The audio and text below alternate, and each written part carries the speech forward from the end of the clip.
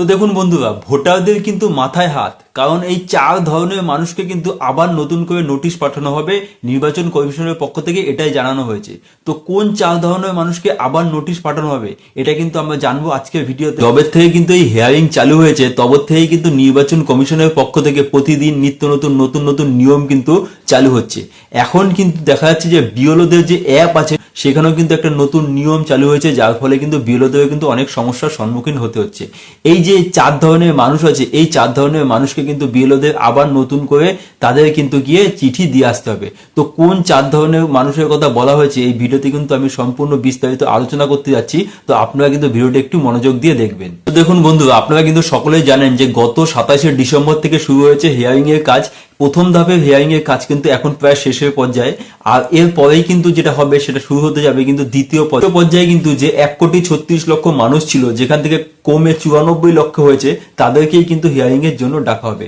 তার সাথে সাথে কিন্তু এই দ্বিতীয় পর্যায়ে হিয়ারিং এর শুরু হওয়ার সাথে সাথে কিন্তু একটা বড় আপডেট চলে আসলো কমিশনের পক্ষ থেকে, যেই আপডেট কিন্তু এখন কিন্তু বিএলওদের পোর্টালের নতুন নিয়ম হিসাবে চালু হয়েছে। তো সেই আপডেটেই কিন্তু বলা হয়েছে যে এখন কিন্তু আবার নতুন করে এই 4 ধরনের মানুষকে চিঠি দিয়ে নোটিশ দিয়ে ডাকা হবে। তো কোন 4 ধরনের মানুষ চলুন আমরা জানি। দেখুন, সেই 4 ধরনের মানুষের মধ্যে প্রথম যেই ধরনের মানুষের কথা বলা হয়েছে সেটা হচ্ছে কি, বাবা এবং মায়ের বয়সের সঙ্গে যদি সন্তানের বয়সের পার্থক্যটা 20 বছরের কম হয় তাহলে কিন্তু সেটা অসংগতিতে ধরা হয়েছে এবং তাদের কিন্তু নোটিশ আবার দ্বিতীয়বার দেওয়া হবে। দেখুন, মানেটা হচ্ছে গিয়ে যে আপনারা যে এসআইআর যে ফর্মটা ফিল আপ করেছেন সেখানে নিশ্চয়ই আপনি আপনার বাবা বা মায়ের নাম দিয়ে কিন্তু ফর্মটা ফিল আপ করেছিলেন, যেটা 2002 সালে যাদের নাম ছিল। সেখানে কিন্তু যদি দেখা যায় যে তাদের বয়সের সঙ্গে যে সন্তান আছে যে ফিল আপ করেছে তার বয়সের যে পার্থক্যটা সেটা কিন্তু যদি 20 বছরের কম হয়, যেটা কিন্তু আগে 15 বছর বলা হয়েছিল, এখন কিন্তু 20 বছর বলা হয়েছে, তাহলে কিন্তু তাদের কিন্তু দ্বিতীয়বার করে নোটিশ তাদের কাছে কিন্তু নোটিশ আসার সম্ভাবনা সব থেকে বেশি থাকছে।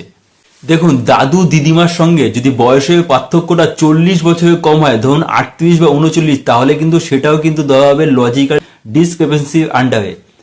তো সুতরাং কি দেখা যাচ্ছে যে এটা কিন্তু দ্বিতীয় যে 4 ধরনের কথা বললাম, তাহলে কিন্তু আমরা দ্বিতীয় ধরনটাও জেনে গেলাম যে দাদু আর দিদিমার সঙ্গে যদি বয়সের পার্থক্যটা নাতি নাতনিদের 40 বছরের কম হয়, তাহলে কিন্তু সেটাও কিন্তু আপনাদের বাড়িতে কিন্তু তাহলেও কিন্তু অবশ্যই এসআইআর চিঠিটা নোটিশটা কিন্তু অবশ্যই পৌঁছে যাবে।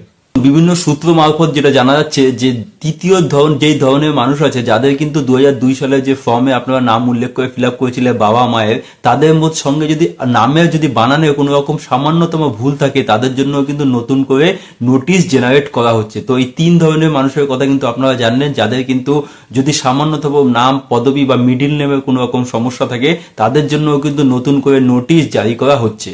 দেখুন, ওই 4 ধরনের মানুষের মধ্যে 4 নম্বর ধরন হচ্ছে গিয়ে, ধরুন আপনার বয়স যদি 45 বছর হয়, আপনি যদি এসআইআর এর ফর্মটা কিন্তু আপনার বাবা বা মায়ের নাম দিয়ে কিন্তু আপনি যদি ফিল আপ করে থাকেন, তাহলে কিন্তু সেই ধরনের মানুষের কাছেও কিন্তু নোটিশ পৌঁছে যাবে। তো দেখুন, আমি ব্যাপারটা খুলে আপনাদেরকে বুঝিয়ে দিচ্ছি। যাদের বয়স কিন্তু 45 কিন্তু তারা কিন্তু 2002 সালে তাদের ভোটার লিস্টের নাম নেই, তারা যখন ফিল আপ করেছে তখন কিন্তু বাবা বা মায়ের নাম দিয়ে কিন্তু ফর্মটা ফিল আপ করেছে।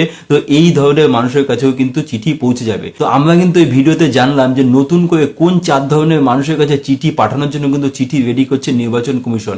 তো এক্ষেত্রে কিন্তু আমি আপনাদের বলবো, আপনারা কিন্তু অযথা ভয় বা আতঙ্কিত বা টেনশন না করে আপনাদের কিন্তু যোগ্য যে নথি আছে সেই নথিটা দেখিয়ে কিন্তু আপনারা আপনাদের নামটা ভোটার লিস্টে তুলে নিতে পারবেন। তো যদি ভিডিওটা ভালো লাগে, ভিডিওটি অবশ্যই একটি লাইক দিয়ে আমাকে উৎসাহ দেবেন, আর ভিডিওটিকে অবশ্যই বেশি বেশি করে শেয়ার করে দেবেন। ধন্যবাদ।